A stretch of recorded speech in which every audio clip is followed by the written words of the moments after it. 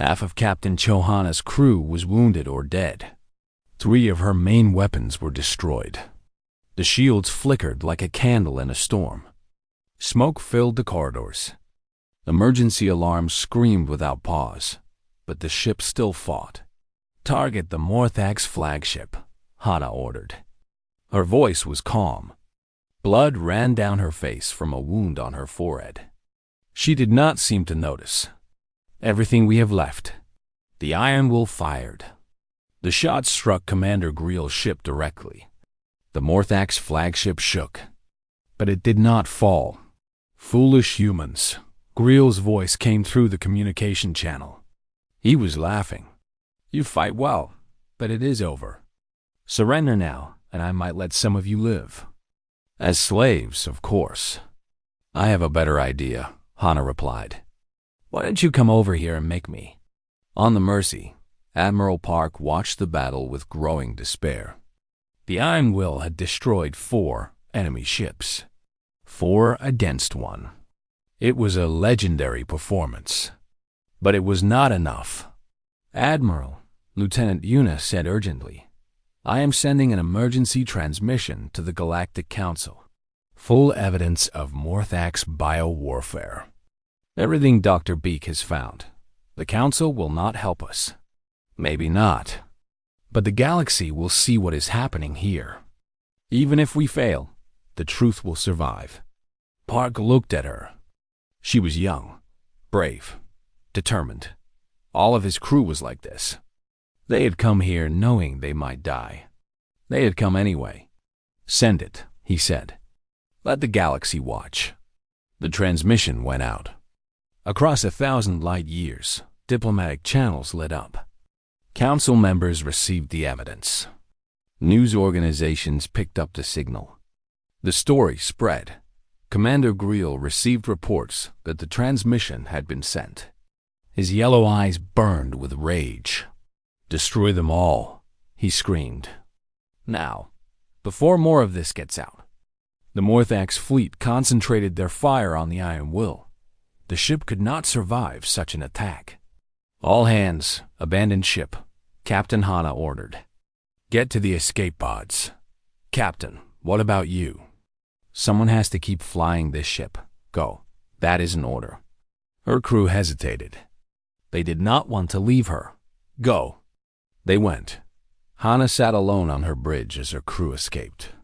She aimed her dying ship at the Morthax flagship. If she was going to die, she would take Greel with her. But then something happened. "Captain!" Her sensors officer's voice came through the communication system. He had not left yet. "New contacts." Ships jumping in from hyperspace. Hana looked at her tactical display. 20 ships appeared out of nowhere. For one terrible moment, she thought they were more Morthax. Then she saw their design. Sleek, elegant, Galactic Council military vessels. "This is Admiral Veth of the Council Emergency Fleet," a familiar voice announced. "Morthax vessels, you are ordered to stand down immediately. You are under arrest for crimes against sentient life." Counselor Veth, the same alien who had warned them to turn back. The same alien who had seemed so cold and political. He had come.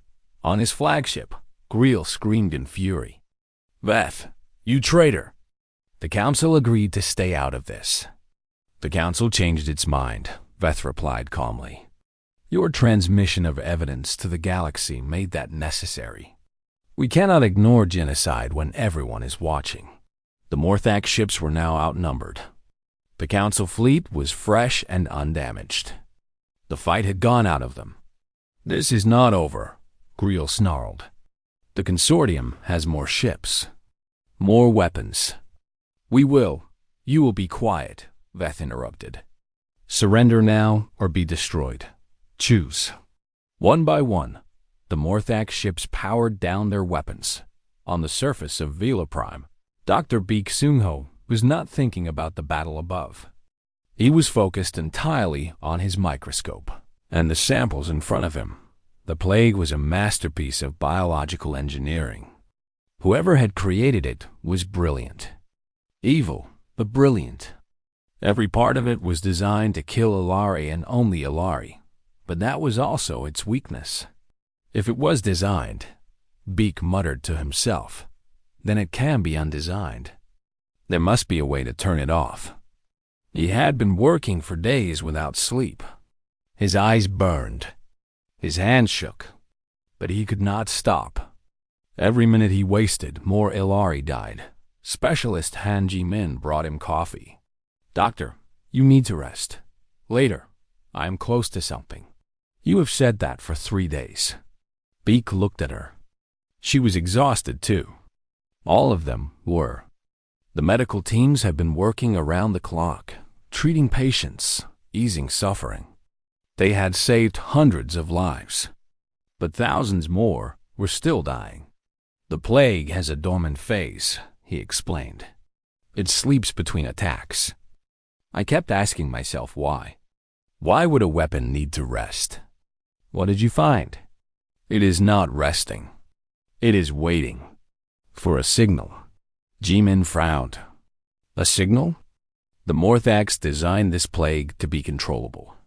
They wanted to be able to stop it when they were ready to take the planet. If everyone died before they could move in, the bodies would decompose. The resources would be harder to extract. So they built in a kill switch. A way to turn it off? Exactly. A specific frequency that deactivates the pathogen. The plague is designed to respond to it. Jimin's eyes went wide. If we find that frequency, we can save everyone who is still alive. Dr. Beak contacted Admiral Park immediately. "The kill switch frequency will be on the Morthax command ship," he explained. "It has to be. They would keep it close, ready to use when the time was right." "The Morthax ships have surrendered," Park replied. "The Council fleet has them surrounded. But Greel is still refusing to cooperate. Then we need to take it from him." Admiral Park looked around his bridge. His crew was battered and exhausted. The Mercy was designed for medical work, not combat. The Discovery was even less suited for battle, but the Iron Will was still out there. Damaged. Broken. But not dead. "Captain Hana," he called. "Are you still with us?" Hana's voice came back, rough and tired. "Still here, Admiral, mostly. Can your ship do one more thing?" "What do you need?" "Get me onto Greel's ship." There was silence. Then Hana laughed. It was a painful sound. "Admiral, with respect, that is insane. The cure for the plague is on that ship. Greel will not give it to us. So I am going to take it. You cannot board a Morthax warship with a medical crew." "I am not taking a medical crew. I am taking soldiers." Sergeant Moon Taehyun stepped forward. He had returned from the surface when he heard about the plan. 12 volunteers, he said. "We are ready. 12 against a crew of hundreds. We are humans, sir. We are from a death world. And those Morthax killed billions of innocent people." Taehyun's face was hard. 12 is enough." Admiral Park nodded. "Then let us finish this." The boarding pod was small and cramped.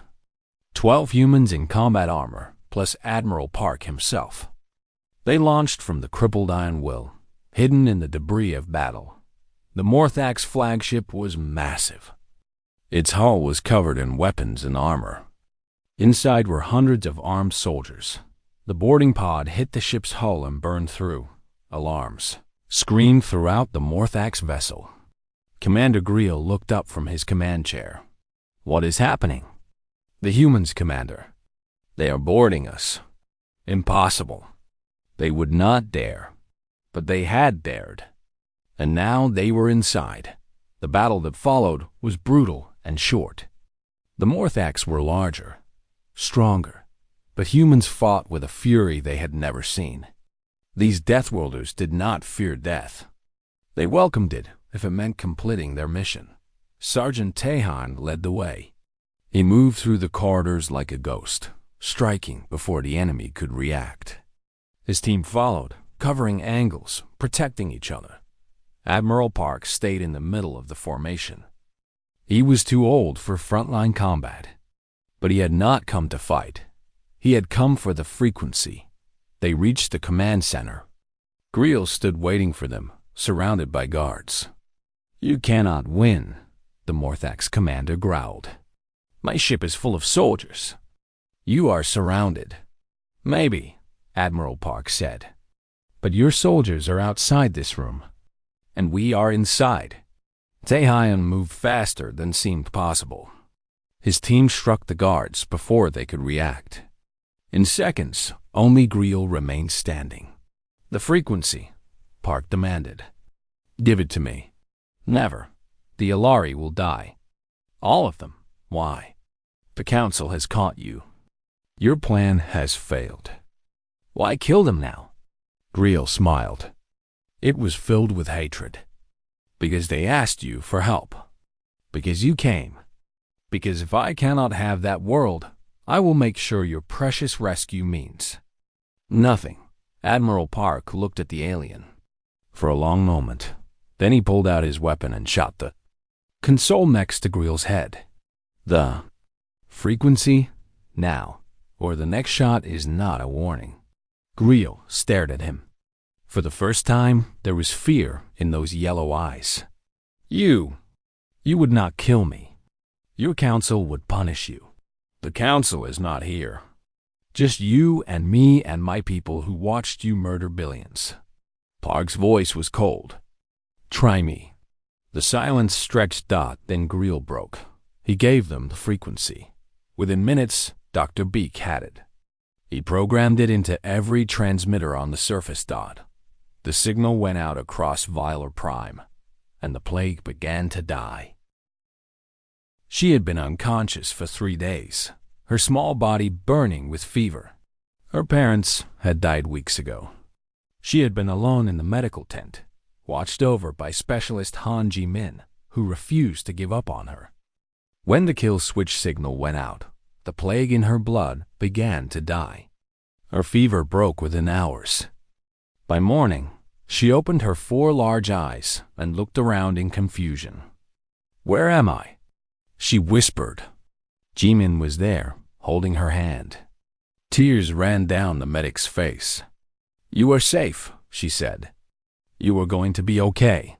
The child stared at her, at this strange creature with only 2 eyes and strange pink skin. "Are you the ones from the stars?"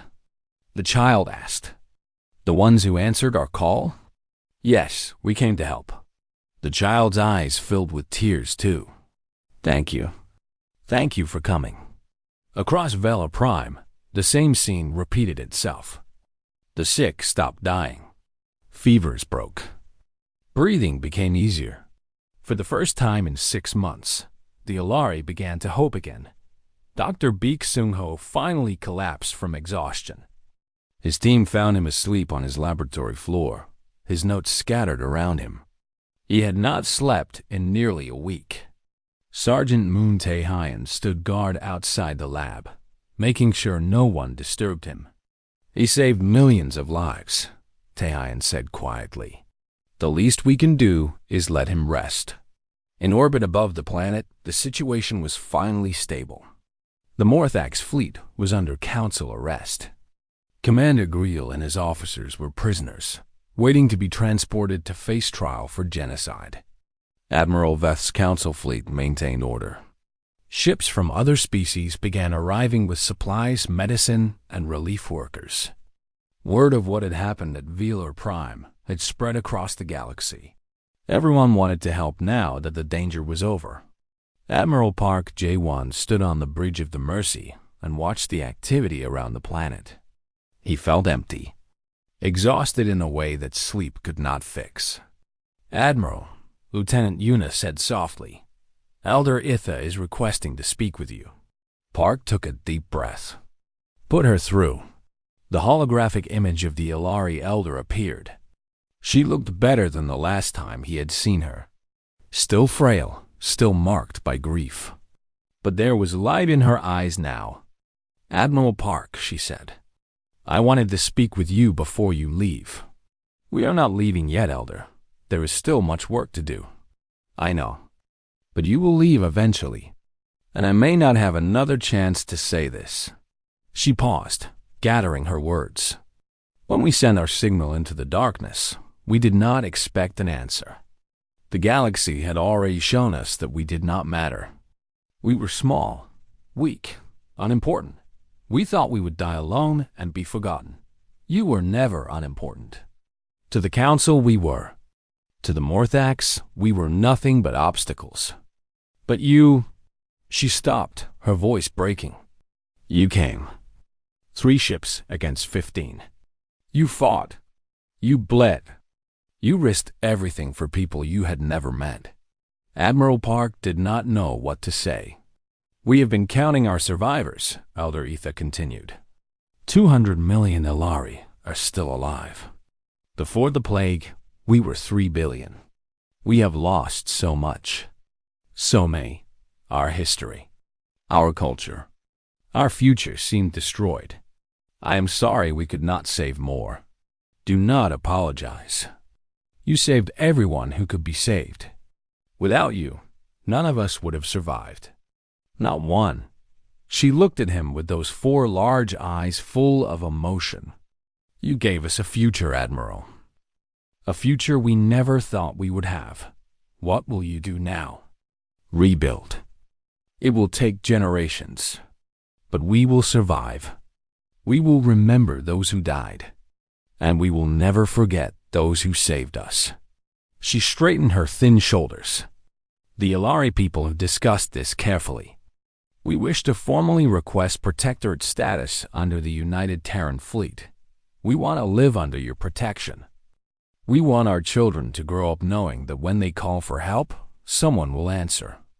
Admiral Park was silent for a moment. "That is a big decision," he said finally. "You should not make it while you are still recovering. We are not making it from weakness, Admiral. We are making it from understanding. The galaxy taught us a hard lesson. Only the strong survive.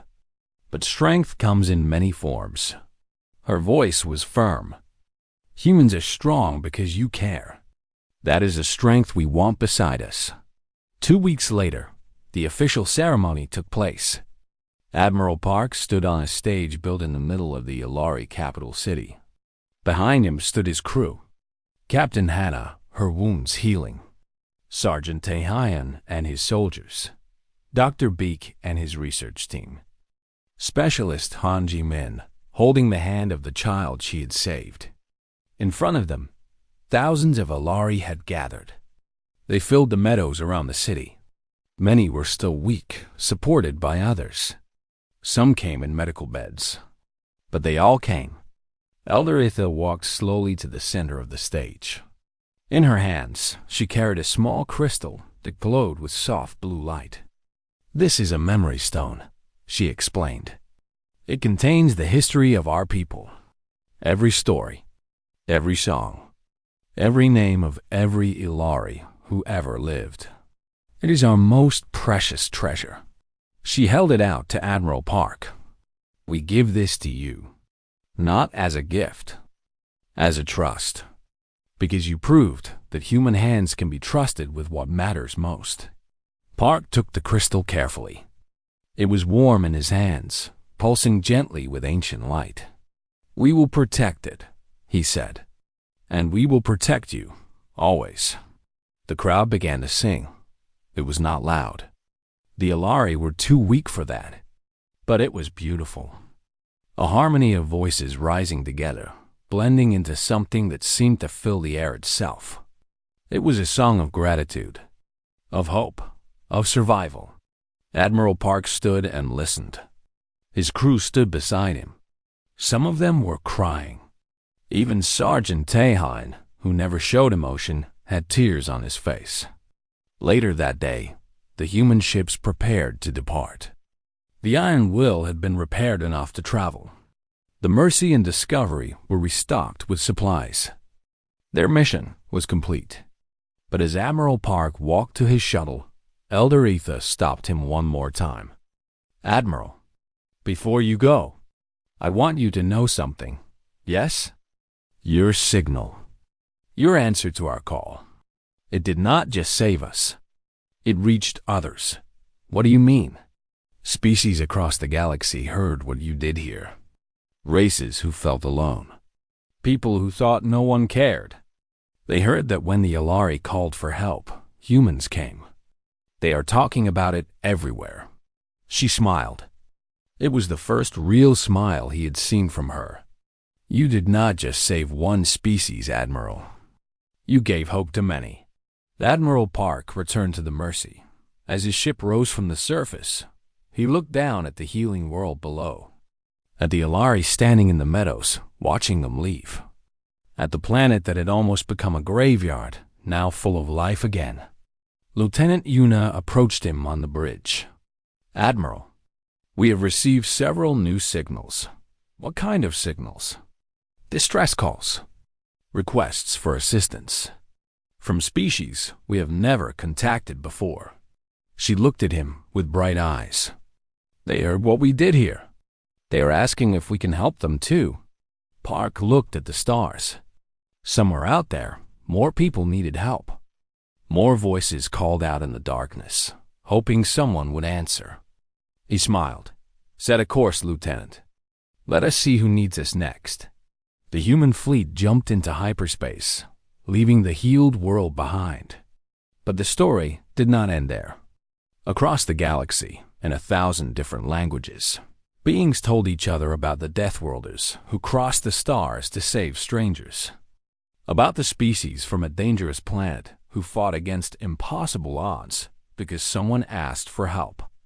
The galaxy had thought it understood humans. Strong, violent, survivors. Now they understood something else. Humans were compassionate. They were loyal. They did not abandon those in need. And when you called out in the darkness, they answered. Always. This was what it meant to be from a death world. This was humanity. The planet hung in space like a blue and green jewel. Vast meadows covered its surface. Gentle mountains rose in the distance. Rivers of crystal-clear water cut through ancient forests.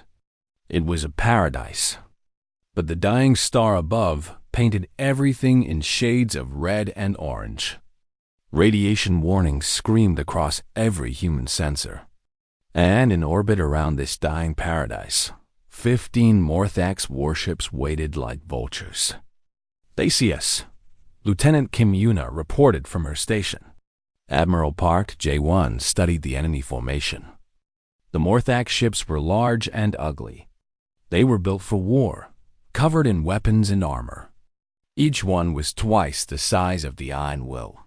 They are hailing us, Yuna said. Let them talk. The holographic image that appeared was nightmarish. The Morthax were reptilian creatures with forearms and scales the color of dried blood. Their eyes were yellow with black slits. Sharp teeth filled their mouths. I am Commander Griel of the Morthax Consortium, the alien said. Its voice was a low growl. You are entering a quarantine zone. Leave now or be destroyed. Admiral Park did not flinch. I am Admiral Park J1 of the United Terran Fleet. We are here to provide medical assistance to the Ilari. Stand aside. Griel laughed. It was an ugly sound. Medical assistance? The Ilari are finished. In a few months, they will all be dead. Their world will belong to us, as it should have been from the beginning. You created the plague. Of course we did. It took our scientists 50 years to perfect it. A beautiful weapon. Clean, efficient, no war. No destruction of resources. Just the quiet death of an inferior species. The bridge crew of the Mercy listened in horror. The Morthax was confessing to genocide with pride. You murdered billions of innocent people, Admiral Park said quietly. They were in our way. Now they are not. This is how the galaxy works, human. The strong take what they want. The weak disappear. Your council understands this. That is why they will not help you. We are not here because of the council. We are here because the Ilari asked for help. Griel's yellow eyes narrowed. Sentiment. How pathetic. You Deathworlders are famous for your emotions. It makes you weak. Does it? 15 ships against 3. I will give you one chance, human. Turn around and go home. Tell your people that the Ilari are beyond saving. Live your little lives in peace. Or stay and die with them. Admiral Park turned to Captain Johanna on the Iron Will. She nodded once. Commander Griel, the Admiral said, we are not leaving. If you want to stop us, you will have to destroy us. And I promise you, that will cost you more than you expect. For a moment, Griel seemed surprised. Then it smiled, showing rows of sharp teeth. As you wish. But do not say, I did not warn you. The communication ended. All ships, Admiral Park commanded. The Mercy and Discovery will make for the planet's surface. Iron Will provides cover. Go. The human ships moved. The Morthacs did not attack immediately. They seemed confused. No species had ever challenged them like this. By the time Griel ordered his fleet to intercept, the humans had already closed half the distance to the planet. Launch shuttles, Admiral Park ordered. Ground teams to the surface now. Sergeant Moon Tae-Hyan led his team into the shuttle bay of the Mercy. 20 soldiers. 10 medics, Dr. Beek and his research team. They loaded medical supplies and equipment into 4 shuttles. What is our landing zone? Tae-Hyan asked. The capital city of Vila Prime, or what is left of it. The shuttles launched. Behind them, the Iron Will turned to face the incoming Morthacs fleet. Captain Hana watched the enemy approach on her tactical display. They think we will run, she said calmly. Show them how wrong they are. All weapons, target the lead ship. Fire. The Iron Will opened fire. Human weapons tore through space. The lead Morthac ship was hit before it could raise its shields. Explosions ripped across its hull. Griel's voice came through the communication channel, full of rage. You dare? Destroy them. Destroy them all. The battle began. On the planet's surface, Sergeant Tae-Hyan's shuttle descended through clouds of orange and red. The radiation made the sensors unreliable. The pilot flew on instinct. When they broke through the clouds, Tae-Hyan saw Vila Prime for the first time. It was a graveyard. The meadows were covered with bodies. Thousands upon thousands of Ilari lay where they had fallen. Some had been dead for months. Others were fresh. The sickness was still killing. Oh God, whispered Specialist Han Ji-min. She was the youngest member of the team. A combat medic barely out of training. She had never seen death on this scale. Focus, Tae-Hyan said gently. We are here to help the living. We cannot help the dead. The shuttle landed near a large building that had once been beautiful. Now its walls were stained and cracked. Ilari survivors huddled around it, too weak to move. Tae-Hyan stepped out first. The Ilari looked at him with their 4 large eyes. They were small creatures, barely reaching his chest. Their skin was soft and pale blue. Their bodies were thin and fragile. They looked like they could break if you touched them too hard. One of them approached. She was old, her skin wrinkled, her movements slow. But her eyes were sharp and clear. I am Elder Itha, she said. Her voice was weak but steady. You came. We did not believe anyone would come. Tae-Hyan knelt so he could look at her face. I am Sergeant Moon Tae-Hyan. We received your signal. We brought doctors and medicine. Elder Itha's eyes filled with tears. Actual tears rolling down her alien face. We called for so long, she whispered. The council ignored us. Other species turned away. We thought we would die alone. You are not alone anymore. The medical team spread out. They set up treatment stations. They began examining patients. Specialist Han Ji-min worked without rest, moving from one LRI to the next. The survivors were in terrible condition. The plague had taken everything from them. Many were too weak to stand.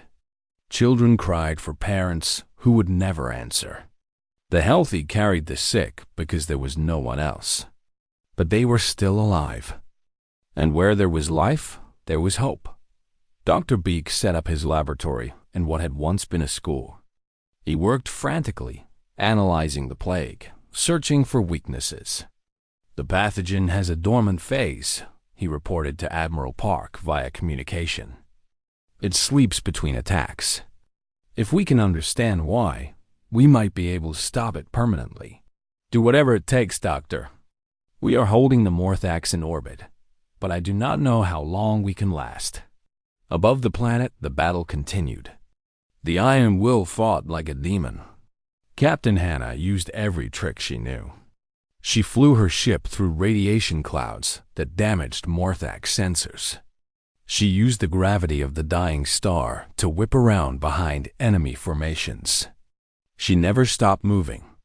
But 15 against 1 was impossible odds. The Iron Will took damage. Systems failed. Crew members died. "Captain," her first officer reported, "shields are at 30%. We cannot survive much longer." "Then we make it count," Hannah replied.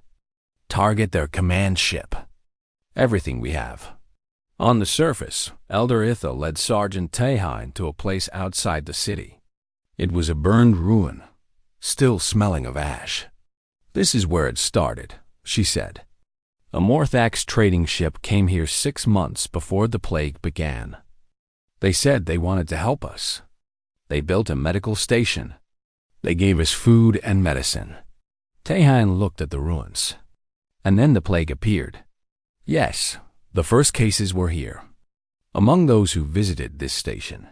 Elder Itha's voice was bitter. "We trusted them.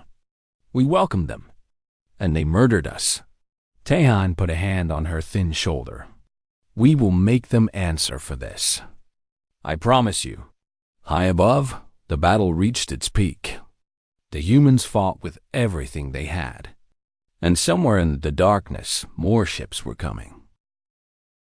Dr. Beek Sung-ho barely slept. He spent every hour in his laboratory aboard the Discovery, studying the data the Ilari had sent with their distress signal. The more he learned, the angrier he became. The plague was a masterpiece of evil. It attacked the Ilari respiratory system first, making it hard to breathe.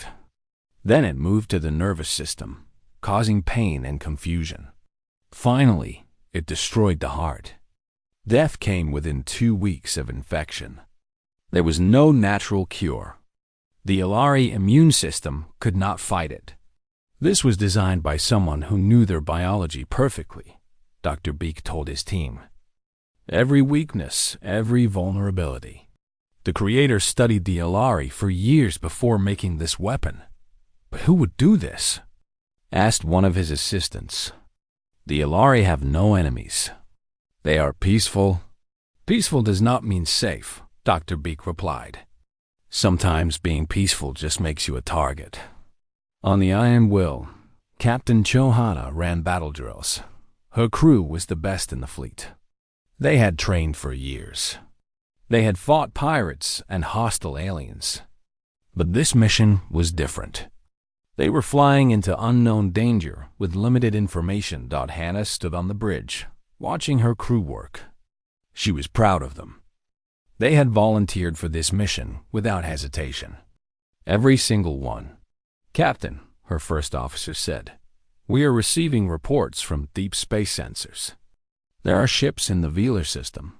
"What kind of ships?" "Unknown configuration. At least a dozen. They are in orbit around the Ilari homeworld." Hannah's eyes narrowed. "Someone got there before us." Admiral Park received the same report aboard the Mercy. He called an emergency meeting with the other captains via holographic communication. "We knew this mission would not be simple," he said. "Now we have confirmation. Someone is already at Velar Prime. We do not know if they are friends or enemies. If they were friends, the Ilari would not still be sending distress signals, Captain Hana pointed out. Agreed. We proceed with caution, but we do not turn back. 1 week before they reached the Velar system, something happened. A ship appeared in front of the human fleet. It was large and elegant, made of smooth white metal that seemed to glow. The design was unlike anything human engineers had created. This was a Galactic Council vessel. They are hailing us. Lieutenant Kim Yuna reported from the Mercy's communication station. Put them through, Admiral Park ordered. A holographic figure appeared on the bridge. It was tall, over 2 meters, with a body like an insect. 4 long arms. 2 large eyes that reflected light like black mirrors. This was a Velthian, one of the founding species of the Galactic Council. I am Counselor Veth, the alien said. Its voice was cold, precise. You are entering a quarantine zone. By council law, you must turn back immediately. Admiral Park stood straight. Counselor, we received a distress signal from the Ilari. We are responding to their request for help. The Ilari system has been quarantined due to a dangerous plague. No ships are permitted to enter or leave. This is for the safety of the entire galaxy. The Ilari are dying. They need medical assistance. The Council has determined that the risk of spreading the plague outweighs any potential benefit of intervention. Counselor Veth's tone did not change. You must turn back.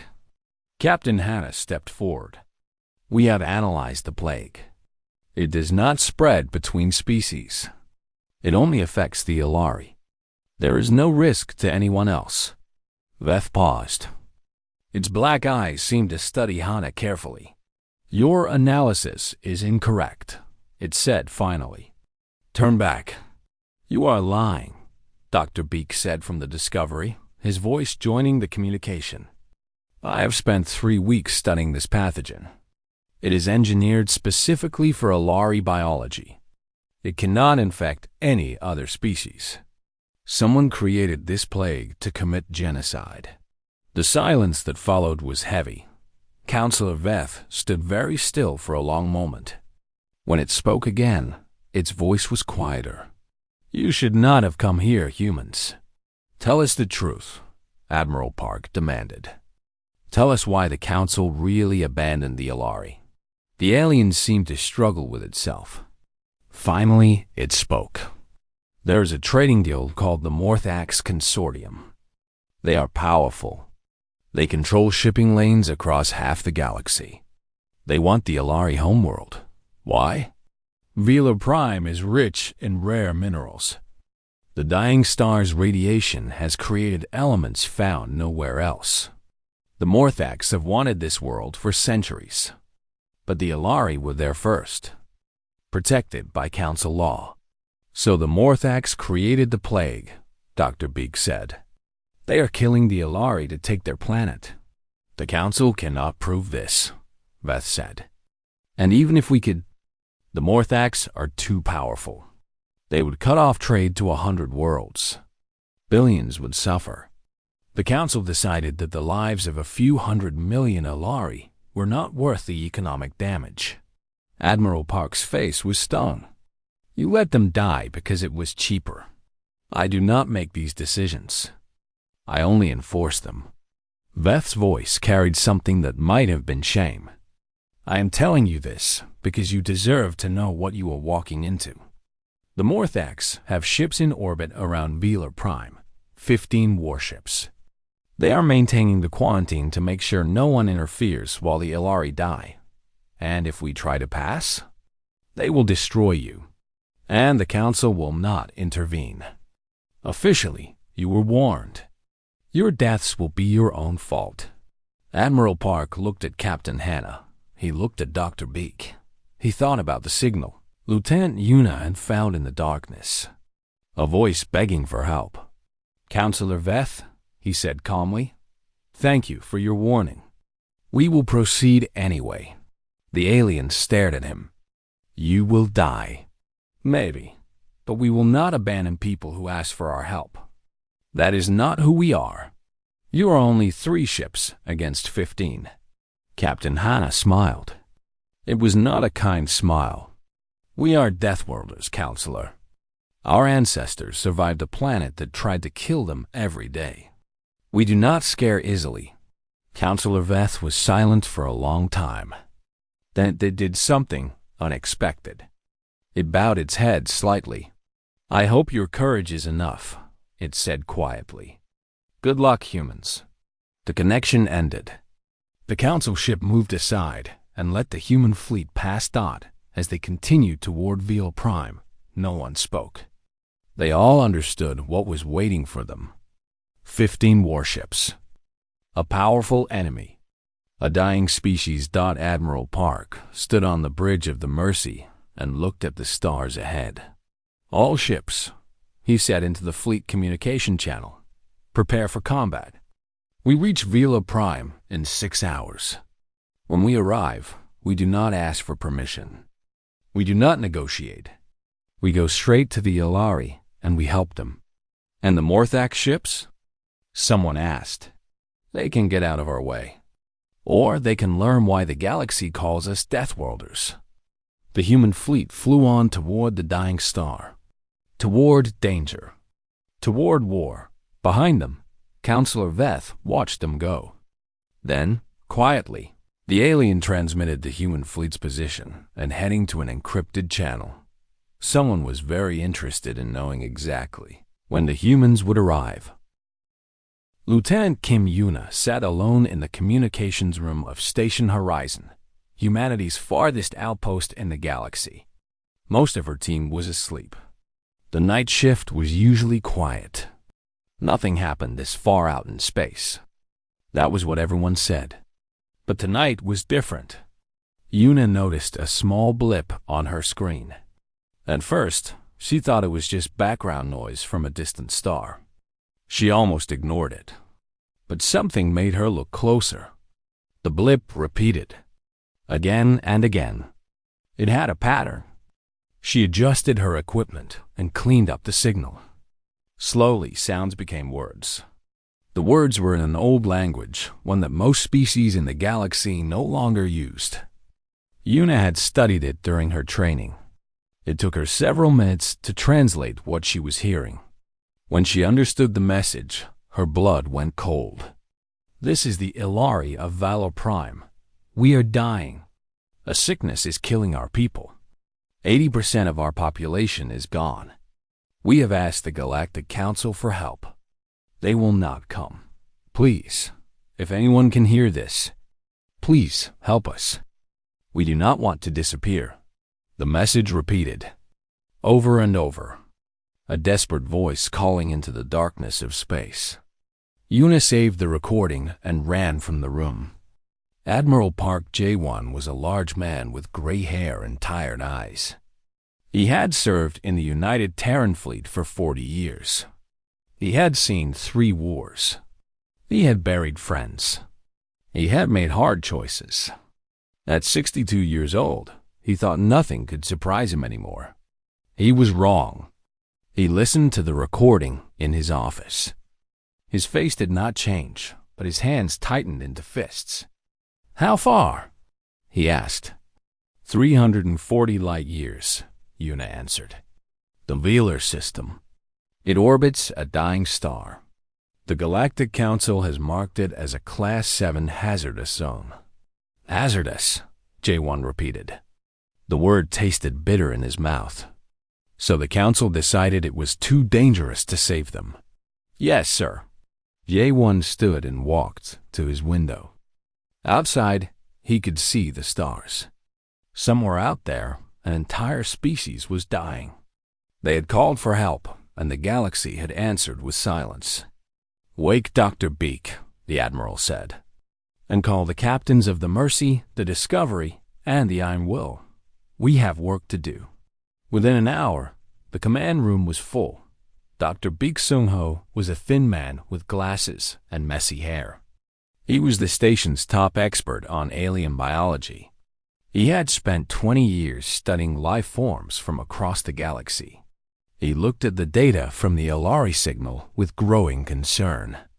The Ilari are herbivores, he explained to the gathered officers.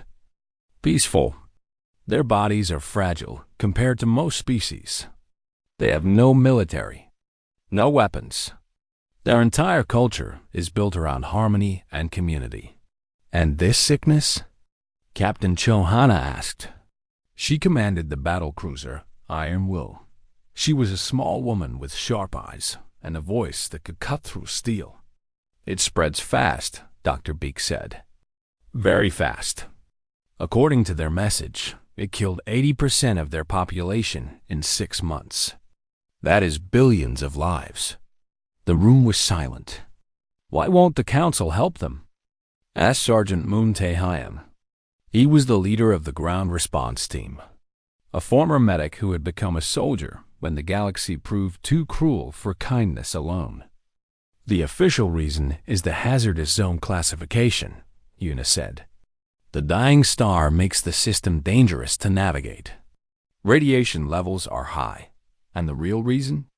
Tae-hyun pressed. Admiral Park spoke. Politics. Fear. The Ilari have nothing to offer. No resources the Council wants. No military power to be an ally. They are a small, weak species on a dying world. The galaxy has decided they are not worth saving. Anger filled the room. These were humans. They had grown up on Earth, a planet that the galaxy called a death world. A place of extreme weather, dangerous animals, and harsh conditions. Humans had survived ice ages, plagues, and wars. They had clawed their way to the stars through blood and determination. And they did not abandon those who asked for help. We go, Admiral Park said. It was not a suggestion. The Mercy will provide medical support. The Discovery will study the sickness and find a cure. The Iron Will protect them both. We leave in 12 hours. Sir, one officer said carefully, the Council will not approve this mission. I did not ask for their approval. The meeting ended. Officers rushed to prepare their ships. Supplies were loaded. Medical equipment was checked. Crews were briefed on the dangers ahead. Dr. Beak stayed behind with Admiral Park. There is something else, the doctor said quietly. Something I did not want to say in front of everyone. What is it? I have been studying the data the Ilari included with their signal. The way this sickness spreads. The way it attacks their bodies. He paused. Admiral, this is not a natural plague. Jae-1 stared at him. What do you mean? The pathogen is too perfect. It targets only Ilari biology. It does not affect any other species. It spreads in exactly the right way to maximize death while avoiding detection. Dr. Beak's voice was grim. Someone made this disease. Someone created it specifically to kill the Ilari. The Admiral was silent for a long moment. You are telling me this is not a natural disaster, he said slowly. You are telling me someone is committing genocide. Yes, sir. That is exactly what I am telling you. Jae-1 looked out at the stars again. Somewhere out there, an entire species was being murdered. And the galaxy was just watching. Then, we do not just save them, the Admiral said. We find out who did this, and we make them answer for it. 12 hours later, 3 human ships jumped into hyperspace. They carried doctors, soldiers, and scientists. They carried medicine and weapons. But more than anything, they carried hope. The Ilari had sent a message into the darkness, and humanity had answered. The journey would take 3 weeks. The danger was real. The enemy was unknown. But the crews of the Mercy, the Discovery, and the Iron Will did not hesitate. They were human. They were Deathworlders. And they did not let people die alone. Not if they could help it. Not ever.